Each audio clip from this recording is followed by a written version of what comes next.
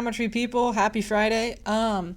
This is going to be our 26-4 notes. It's going to be all about probability with the word or involved.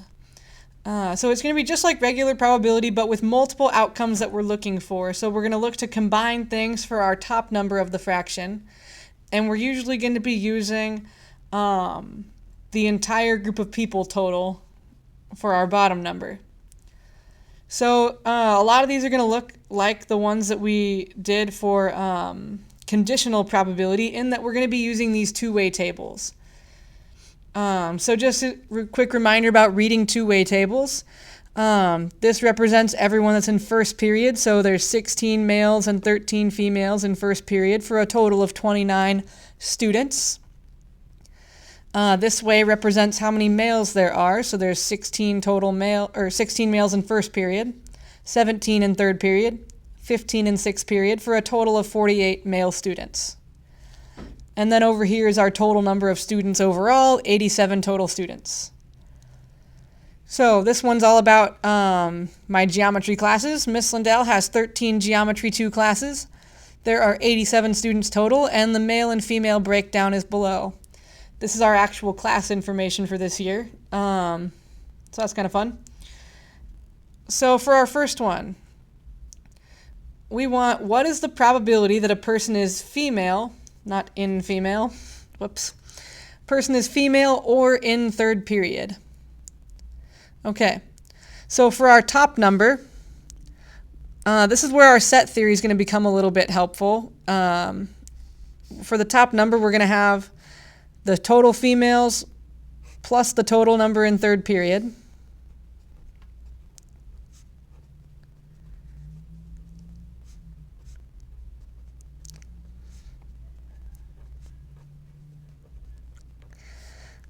Okay, but if I do that, then I'm going to end up counting some people twice. So if we think about our Venn diagrams from yesterday with our sets, this would be the set of, for this first problem, female. And let's say this is our third period group. So we know there's some crossover. We know there are females that are also in third period. So if I count the total number of females, and then I also count the total number of people in third period, I end up counting this middle group twice. So I don't want to do that. So to avoid counting the middle group twice, I'm going to subtract it out. I'm going to subtract away the females in third period.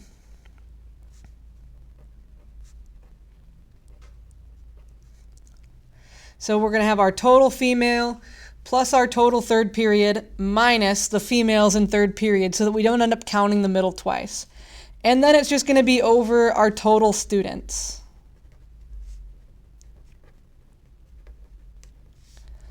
Okay, so total females, we have 39 females. Total third period, we have 30 in third period. And we have 13 females in third period. So we're going to go 39 for the total females, plus 30 for the total third period, minus 13 for the females in third period. And then we're going to put that all over our total number of students, which is 87. Okay, so adding all of this together, 39 plus 30 minus 13, we get 56 over 87.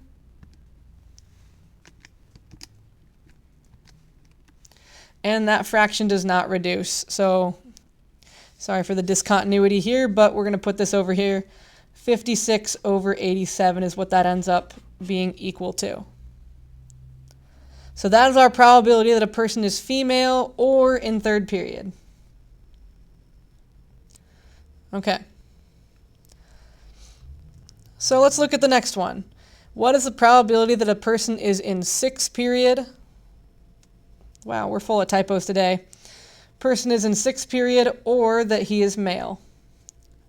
So this time we're looking at sixth period and male.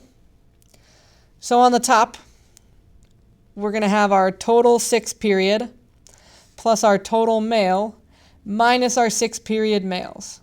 So it's going to go exactly the same as this one, just with 6th period and male. So total 6th period is 28 students, plus total males, 48 total males. And then we want to subtract males in 6th period. So male, 6th period, there's 15 males in 6th period. And then it's still just going to be over our total number of students, which is 87. So 28 plus 48 minus 15 gives me 61 over 87. And that does not reduce either, but we want to express our answer as a percent this time, so 61 divided by 87 is 0.701. And if I make that into a percent, that would be 70.1%. Okay. So that's kind of the same type of question here for example 1 and example 2. Looking at example 3, we're going to run into something that's a little bit different, but it's on the same kind of thought process here. This time, what is the probability that a person is not in 1st period or that she is female? So if they're not in 1st period, that means they have to be in either 3rd period or 6th period. So that means that I'm going to use the total from 3rd period and the total from 6th period. So I'm just going to be adding more stuff here. So 3rd period and 6th period would be 30 and 28. And then we also want females. So our total females would be 39. Then, since we included females from 3rd period and 6th period, we want to subtract out the females from 3rd and 6th period because we don't want to count them twice. So minus 13, minus 13.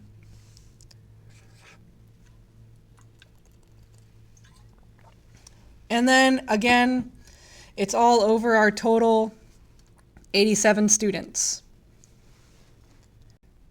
Okay, so that would be 30 plus 28 plus 39 minus 13, which is 71 over 87.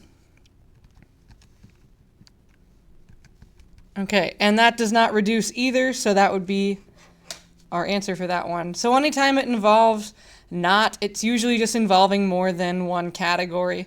So we end up adding up more things. Okay, so we're gonna go down to example 4, which is just kind of like this, but another step up. What is the probability that a person is not male and not in 1st period? So if they're not male, they must be female. So this is kind of the same thing as saying that a person is female. Okay. So we want to know the probability that the person is female or not in 1st period. Actually, that's kind of the same thing as example 3 up here, but we're going to roll with it. So not male means that we're going to use the female total, 39. Not in 1st period, again, means that they must be in 3rd or 6th period. So that would be 30 and 28 again.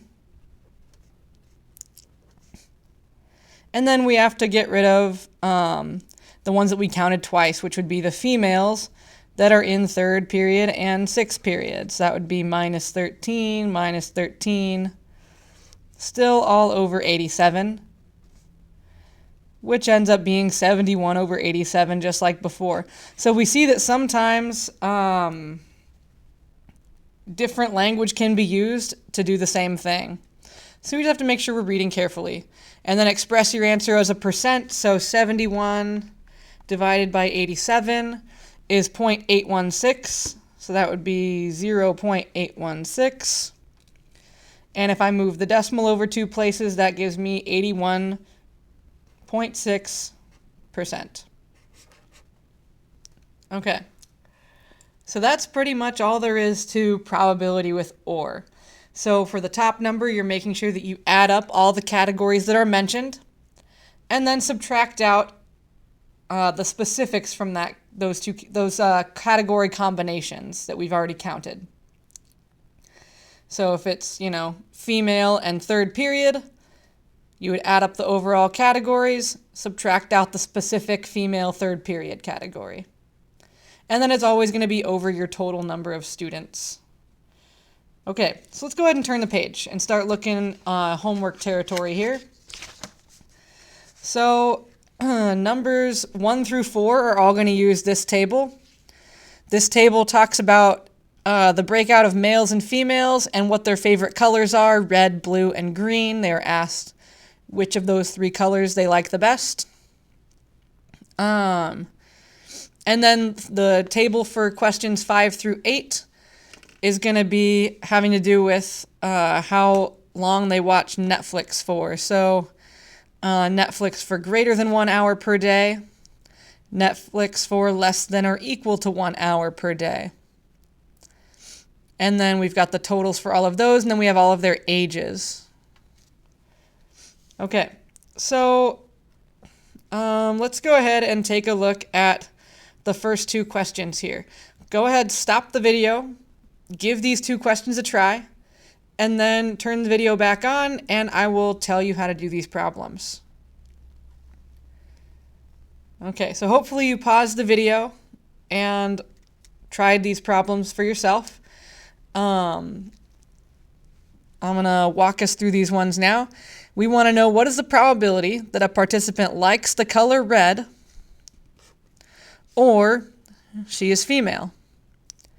So I want to take my total from the color red category. So here's my total people who like red. And my total from the female category. So here's my total female. So we're going to have 28 plus 11. And then I want to subtract out the females who like red. So I'm going to subtract out 6. And I'm going to put it over my total number of people altogether in the corner. So it's going to be all over 49. So 28 plus 11 minus 6 gives me 33 over 49. And that one does not reduce. So we're just going to leave it like that, 33 over 49. Okay. And then number 2, hopefully you also tried this one. Number 2, what is the probability that a participant is male or that they like green? So we're doing a similar thing to what we did here. We're going to take the male total this time, so 21 males, plus the green total. So here's green, here's the total people who like green. And then we're going to subtract out the males who liked green. So here's male, here's green, males that liked green, there were 10 of them. And then it's still all over 49. So 21 plus 22 minus 10 is 33. Well, that's kind of funny. Over 49, and we want to write that as a percent. So 33 divided by 49 is 0.673. Move the decimal over 2 places, we get 67.3%. So there's our answer for number 2. All right, and then one more type of question we're going to look at. So your homework will be 3 through 8 to start with. One more type of problem we're going to look at on the back is 9 and 10. So these ones are a little bit different, kind of like our conditional probability ones where you can just see word problems instead of ones with tables. It works the same way. We just have to think about it a little bit more. It's not all neatly laid out for us. So it says, Chrissy's pencil pouch is filled with 6 red markers, 3 blue markers, 5 red pens, and 7 blue pens. What is the probability that a pen will be selected, or that the writing implement is blue? So we're looking at blue and pens. So I want to know my total number of pens. So out of these things, let's see, we had 5 red pens and 7 blue pens. That's 12 pens. Then I want to add to that my total number of blue things. So we have 3 blue markers and 7 blue pens. So that's 10 blue things. Then, so I make sure I didn't count anything twice, I subtract out the blue pens. So minus 7. So we take our pens, add it to our blue things, subtract out the blue pens. And then we put it over our total number of things altogether. So we have, let's see, 6, 9, 14, 21 total things. So let's see, 12 plus 10 minus 7 gives us 15 over 21. And that does reduce, but, oh, we don't care. Express your answer as a percent. Well, 15 divided by 21 is 0.714, which is 71.4%. Okay, so these work the same way as the other ones did.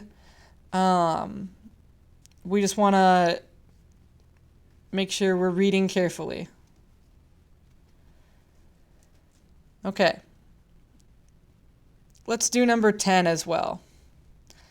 Ashley's marble bag. Actually, you guys try this one. Pause the video, try it, turn the video back on, and I'll tell you how to do it.